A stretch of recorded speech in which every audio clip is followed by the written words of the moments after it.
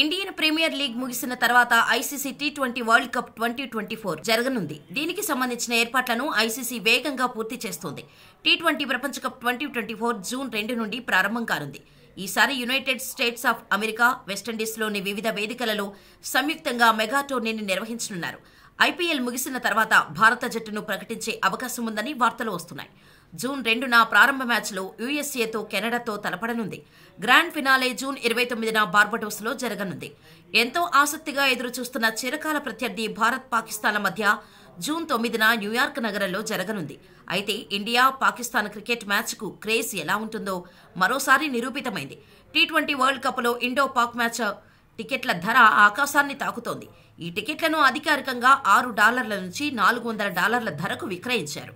గత నెల 22న ఐసీసీ అధికారిక వెబ్సైట్లలో టికెట్లను ఉంచిన క్షణాల్లో అన్నీ అమ్ముడైపోయాయి. కానీ ఇప్పుడు పలు రీసేల్ సైట్లలో వీటిని 33 లక్షల నుంచి ఏకంగా 1.84 కోట్లకు అమ్ముతున్నారు. బేస్ ప్రైస్ 1.4 కోట్లు కాగా ట్యాక్సులు 45 లక్షలు వసూలు చేస్తున్నారు.